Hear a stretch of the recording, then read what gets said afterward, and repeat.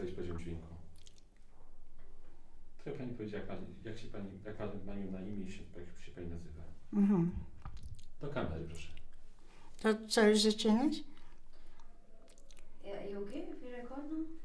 Only to check the sound. Could you say your name, please? My name is Teresa Glaser. Okay. I'm... Sorry, just one second. Are you okay with it? Yes, thank you. Okay. Now we start. Ma'am, would you introduce yourself and also tell us how old you were when the... Yeah, I know that, yeah. My name is Teresa Glaser, and I'm one of the Indians, as we call ourselves, because we spent the war years in Valivade in India. But I was born in Warsaw, and when the Second World War broke out, I was 7 years old. We lived in Żoliborz in Warsaw, right next to the military citadel and to the railway station and a bridge across Vistula. In August there were preparations because everyone sort of felt the war was coming, and there were trials, sort of air raid warnings, and we were all issued with gas masks, and there was a sort of dugout shelter in a zigzag shape in front of our flat, and for us children, the gas masks and everything were just sort of exciting. We didn't realize what was coming. And after the war broke out, that part of Warsaw was very heavily bombed. On the 3rd of September, the war broke out on the 1st of September, suddenly this beautiful blue September sky, there were all these German planes, and some people thought that this was one of those trial air raids. We didn't realize that the war broke out until bombs started falling. And then on the 3rd of September, when England and France declared war on Germany, we thought, oh, this is it, it's just going to be a short affair, the Germans must lose. And we stayed in Warsaw for about 10 days, very heavy bombing, and the families, well, my father was in the army, but the families were allowed to be evacuated from Warsaw, going east, away from the front. And we boarded a train, but just a few kilometers after it left Warsaw, it was bombed by some German planes coming back from some, whatever they were originally sent to bomb.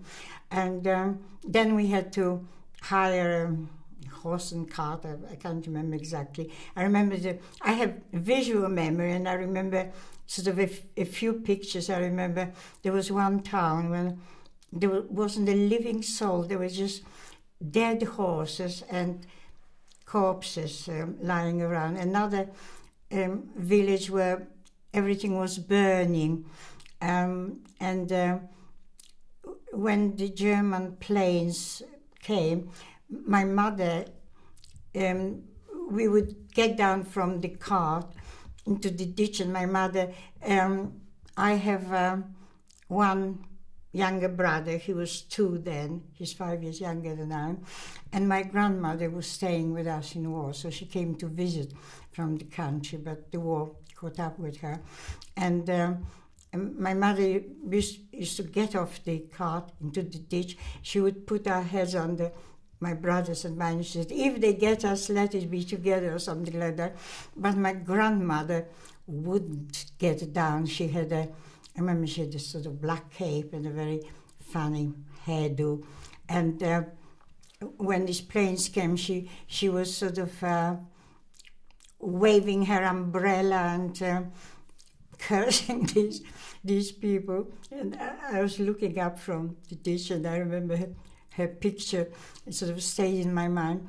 Now, when we had some friends in eastern Poland, in Kowal. Just as we got there, the Russian armies marched in. So we said whether to be occupied by the Russians or the Germans. It's the same, so we want to go back to Warsaw. But by then there was a border established between the German-occupied Poland and the Russian-occupied Poland. And it wasn't so easy. You had to sort of report to some authorities which were just set up by the occupying army. We said we would like to go back to Warsaw.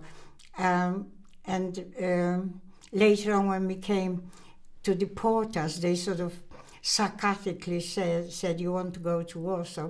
Well, we knew that we were going in the opposite direction, but they sort of made use of the fact that we wanted to travel. The deportation started in February of 1940.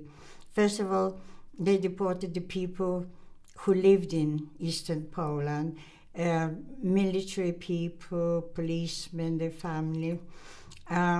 Second deportations was in, I think, April. And we were collected for the third deportation at the end of June. They collected all the people who were originally not from eastern Poland, but came from either central or western Poland.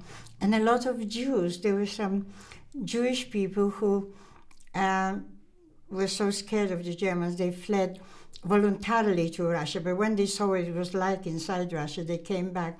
So the Russians collected them all. There were quite a lot of those with us, and they packed us into cattle wagons. The train, I remember, ran very, very fast when we were inside Polish borders, because I suppose some young people would try to escape. But after we crossed the Polish border, the train would just suddenly stop, because it wasn't a scheduled train, so it would just stop between stations, and people would get out and sort of boil some tea or eggs on the primus, and then it would just suddenly start. So we all had to get back, because in the middle of nowhere in Russia, it was no good escaping. Anyway, my mother had her old mother and my young brother.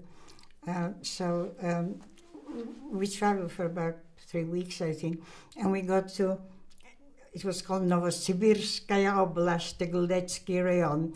The last train station was in this town called Teguldec, and then they took us down the river, about 100 kilometers from there, and there was a camp in the midst of huge woods. There were some Russians already deported before us, these woods were a source of food in the autumn. We could find mushrooms, berries, and all the men, all the grown-up people were employed cutting wood and selling it down the river, which was frozen for about 6 months a year. So that this was our only communication with the outside world, by a steamer. There were no wires or anything around the camp, because there was nowhere to escape. There was a Russian school. I started that school, but on the third day, my parents would ask me what happened. First they taught us, there were big portraits of Lenin, Stalin, Marx, but that was okay. But on the third day, the teacher asked if, because they mostly were Russian children, some of us Polish children, if their parents were perhaps so deluded that they had some holy pictures or some icons. One little girl put her hand up and she said, "Oh yes, my mother's got this chest where she keeps her best tablecloths, and underneath there's this icon." So they said, "Oh yes." So my parents said, no, if they sort of try to get the children to spy on their parents, and then there were some excuses. They didn't really bother. So I didn't go to school. There was a Polish lady who tried to teach a group of us, but it wasn't really proper schooling.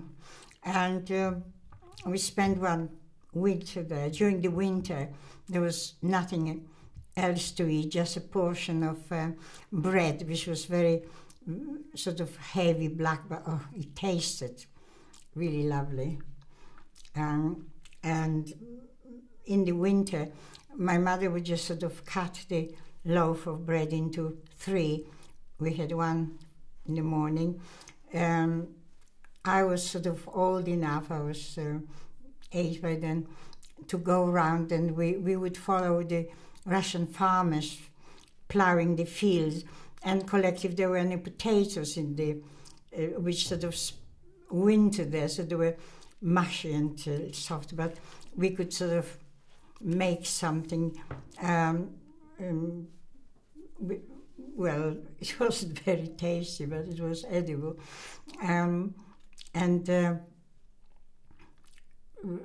The temperatures used to go up to about -40. So there were days when they had to actually unblock you because the snow was so high that you couldn't open your front door. And then we heard that there was an amnesty in 1941 when their former allies, the Germans, attacked Russia. We became sort of allies with them, and there was a Sikorsky-Maisky agreement by which the Russians agreed to let all the prisoners who were still alive, we didn't know about Katyn there, that some of them were already dead, but the ones who were still alive